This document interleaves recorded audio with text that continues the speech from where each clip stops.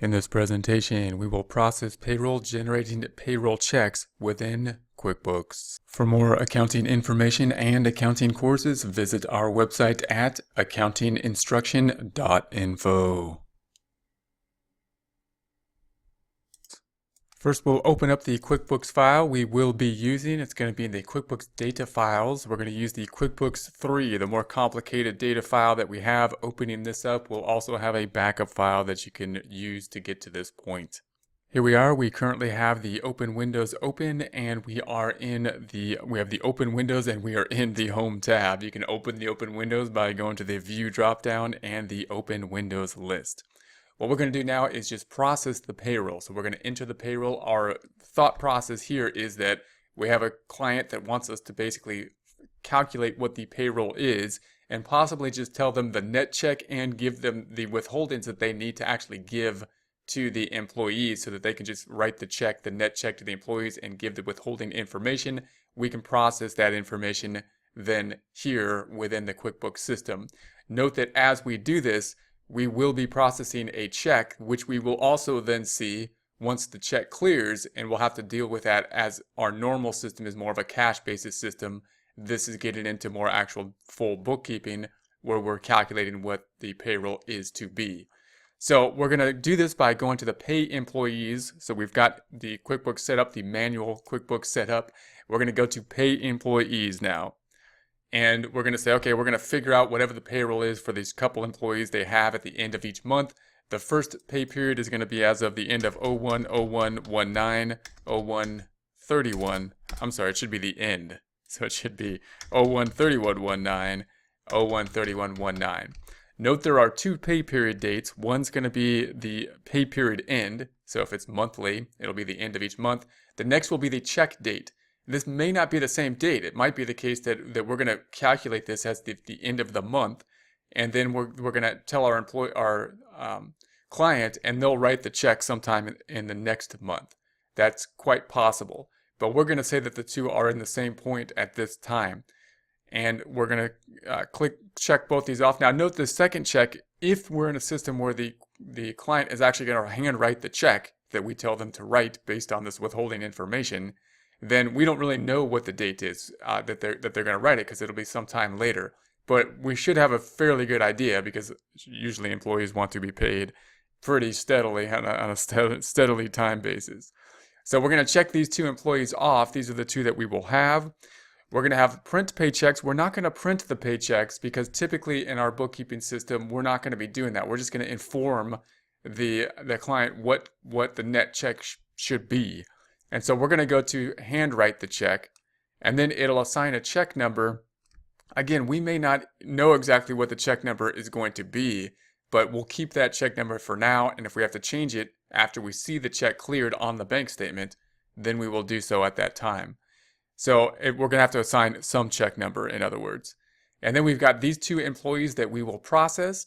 Now that they're checked, I'm going to go into each of them, go into Adam, and just double click or just click on it once. Adam's a salaried employee, and it's going to automatically calculate based on the annual salary that we put in there, $55,000. So 55,000 divided by 12 gives us our annual salary here. So we said we're going to pay that monthly divided by 12 gives our annual. Now I'm going to simplify this a bit and make it rounded so there's no pennies. And so there's going to be that. Now normally if we had the full service system set up and we told QuickBooks everything it needs to know, the number of withholdings, the marital status, and any other information on the W-4 in terms of withholdings, and the monthly amounts, whether we pay monthly, weekly, bi-weekly, semi-weekly, then QuickBooks will just calculate the amount to withhold from the employees. We're going to do that manually, but just note that that's the service we're paying for. If we paid QuickBooks to do that, QuickBooks would then populate this information automatically. And it would be it's fairly straightforward to do that because QuickBooks will just pick up those numbers if we give it the right information, such as the country we're in, the state we're in, and the correct information from the W-4s. It's just that we're kind of completely reliant on QuickBooks if we're using that full service QuickBooks in order to be correct. And it's usually okay, but we're not, the only time we'll run into problems is, of course, when we start to realize there is a problem, is when we do the quarterlies, summing up things for the quarterlies, and the year-end information.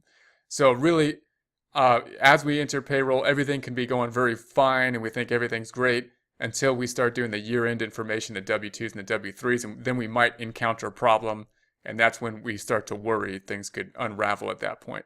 Now, if we pay for the full service, then hopefully we can just rely on QuickBooks, and we won't have an issue. It'll do everything basically for us, even if we don't know really what payroll is, and take that responsibility on, and we'll be able to process okay. But just be aware that if we set everything up, it should go fine. But if there is an issue, it's usually going to be found in the quarterlies or the yearlies as we put this together. Okay, so we're going to manually input this just because we're in the manual system. If you were to do it manually, you would look up in the circular E based on marital status, and that's from the IRS. We get that from the IRS, irs.gov, based on marital status and number of exemptions and whatnot, and monthly how often we pay. We can find the federal income tax withhold. This is going to be the employee taxes that we're going to take from them. So in other words, the way to think about this is Adam earned $4,583. We're going to take from Adam, because the government makes us take their taxes from them, $720 that we're not going to pay to Adam, but we're going to pay on behalf of Adam to the government. Then there's Social Security, which is going to be another $258 that we're going to take from Adam and pay to the government. And then there's Medicare of $66.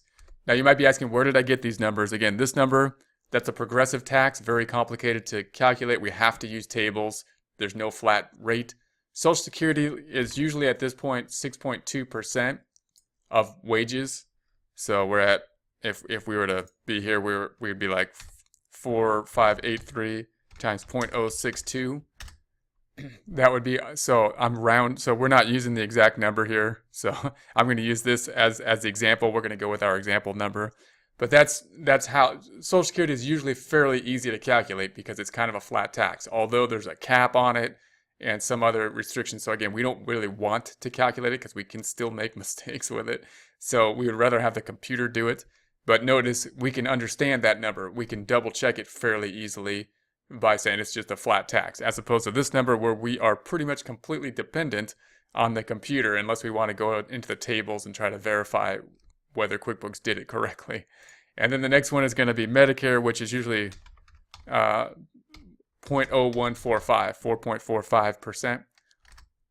So we're using something rounded, something close for our example. Again, the computer would do that automatically for us.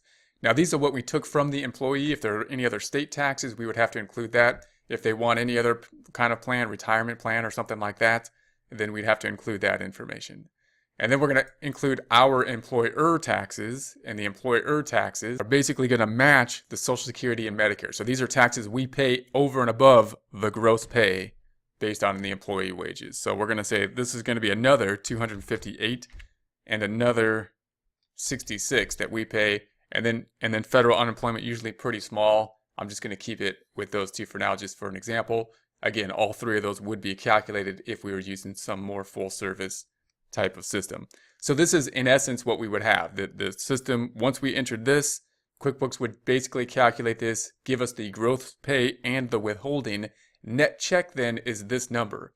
So if we were to tell our client, we'd say, hey, the net check is this number. This is the amount that you actually should pay them based on this information. You do still, however, need to give them the detail of this information, tell them their gross pay and how much was taken from them. We can provide a pay stub that you can provide them with in order to do that. So again, if you use this method, you just want to make sure you're in compliance with all the payroll laws and human resources laws and whatnot. So we're going to say save and next. Now we've got Erica, same thing. Now Erica, we're going to say that Erica gets paid a rate of $20. She's an hourly employee, and we're going to say she worked for the 40-hour work week. I'm not sure she was working the whole 40 hours, but we're going to say that she was there 40 hours. And then we're going to say it was, so that's going to calculate for 800. So the 40 times 20 is the 800. And then we're going to put in the withholdings. Once again, the computer would do this if we had the full service and we had entered in everything in there. This is going to be 110, we're going to say, for federal income tax that they're going to take from them. That connects to the 1040 at the end, 49 for Social Security, and 11 for Medicare. This is what we are taking from them. We're going to have to then pay that to the government, basically. And then we're going to have to match that over here with another 49 Social Security over and above their gross pay and 11 Medicare. So those are the numbers we're going to use here, and we're kind of manually calculating them, and we're not going to get into much more detail than that manual calculation because I don't recommend actually doing the manual calculation. I recommend purchasing it, but gives us an idea of what the computer will do to get to the net check. So then, in other words, once again, we would say, hey, the net check you need to pay is this 630. Now, it's also going to generate the payable, what we need to pay as a liability for, for the payroll taxes. We took this information from them. We're going to need to know who when we're going to pay that liability. So then we're going to say save and close. And those are the two basically payroll checks that we want to see happen, that we want to generate. So now I'm going to go ahead and do that. We're going to say create or continue, and then it'll create the paychecks. So I'm going to say create the paychecks, and there's our paychecks. Now we've got this information, and we can then go to the pay stubs here. We don't want the paychecks because we're not going to actually process the paychecks. We're imagining here that we're going to give the employee the number of the net check and the pay stubs. If we go to the pay stub, then we're going to say for these two employees, and I'm going to just preview the pay stubs. So we're going to preview this. And then this is the pay stub that we would then have for this employee. So this is the information we have to give to the employee to tell them this is your earnings and this is what was withheld. So we can then tell our client then, hey, you need to, the net check is $3,539 that you actually have to give them, and you've got to give them this pay stub telling them what they actually earned, what you took from them for their withholdings on a current check basis as well as a year-to-date basis. So I'm going to close this back out, and that'll be this process. So I'm going to close this. Now, if we go back to our reports, then if we go back to our company and financial, and we look at the profit and loss for the period of 01/01/19 to 01/31/19, then we've got the payroll expense here. If we double click on that, then it's now generated this payroll expense for these checks that have written. Now this is going to be the gross check amount. If we double click on that, you can see that this is a paycheck. If we look at the check detail, and we go into here, it's the gross check amount, the $4,583. Closing this.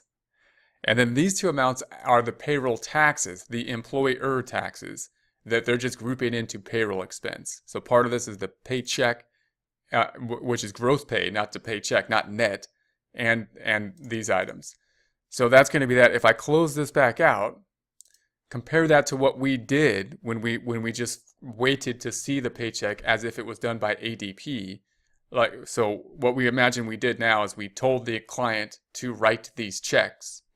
And then when they wrote the checks, you'll recall, we had these checks that were written to Adam. These are the net checks that we told them to write.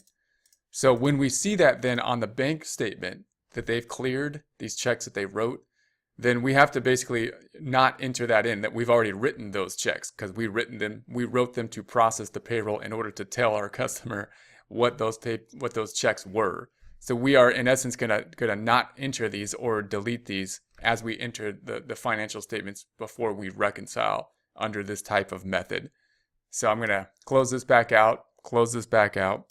Let's do the same thing for the second month now. We're gonna do the same thing and pay employees again for the second month.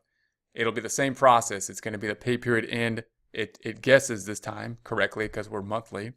2/28. I'm going to say the same pay date, 2/28/19. It's got the paycheck, and then we'll enter the same information that we had prior. So I'm going to select Adam, and first we need to check Adam off. Check Adam and Erica, and then select Adam. Okay, and then I'm going to take off the pennies again. So We're just going to round it to there, and then we'll just enter the same information. I'm going to say that this was negative 720, Social Security negative 258, and Medicare negative 66. And then we're going to go here, the employer portion, which is 258 and 66. And I'm going to say save and next, and do the same for Erica. Same information we had prior. So for the second month, we're going to say 20. And this is what would vary, because obviously if we are salary, the withholding should be pretty much the same, although we do want to check it each time to make sure that no caps were hit or anything like that, and let them know. But this one might be something we'd have to say, okay, if she worked something other than 40 hours, we'd have to go in here and calculate what the withholdings were based on whatever they should be, whatever the rate, how many hours were there. And then we'd have to recalculate the withholdings. And again, the computer would do this for us. I'm going to delete this. It should be down here, 110, 49, and 11. So our net check 630 again. And we're going to put this over here as well, which is just going to be the 49 and 11. So same information. And then we're going to say save and close. And then I'm going to process this check in the same way. So we'd process this check. So we have to process the payroll so that QuickBooks will then be able to create the 941s and the 940s if we're going to provide those at the year end, even though we may be telling the customer to then write the checks manually. So we're going to say, okay, and then pay stubs, which we will then give to our client. Say, hey, you got to write this check. You got to give this information to them. So we'll close this back out, close this back out, close this back out. And then, so if we're using this method, if we go back to our reports, back to company and financial, profit and loss standard, and we go from 010119 to 013119, then we're going to have in payroll now, if we double click on this, well, let's go to, sorry, the end date should be 022819. And then if we go to the payroll and double click, zoom in, now we have the payroll for the 2 time periods. And again, it's greater than the paycheck because it's going to be larger than the paycheck because it's including the gross pay, not the net pay that we're going to have for it. And then again, note that if we close this back out, the amounts that we put in to the uncategorized funds for payroll are now duplicate items. So these items are really duplicates now. We would have to basically tell the client what to do, and then when we saw these checks go through, they would be duplicate items, meaning if we go to the banking and use register, we then see that this is now a paycheck indicated by paycheck, paycheck. These are now duplicate paychecks here. So those are going to be duplicates. So we should go in and basically delete these items because these items are now taking the place of them. So I'm going to go ahead and do that in our system. I'm going to delete these checks. I'm going to right click on the actual check. I'm going to delete it. So these are the checks that we had put in there prior. And notice this is the net check here, not the gross check. I'm going to delete that because it's duplicated. I'm going to check this one. Same thing. I'm going to right click and delete that because now it's duplicated. And I'm going to indicate that now that this one has cleared by putting a check mark next to it, that it cleared the bank because we already reconciled. So I'm going to check this off and say, okay, check this off and say, okay. And that means it's not going to show up on the bank reconciliation next time we see this. And we'll do the same thing for the January. So if we go up to January, I'm just going to say, okay, these 2 are the ones we want now. These 2 are the ones I'm going to basically delete because they're not giving us the processed payroll detail. So I'm going to right click on this item.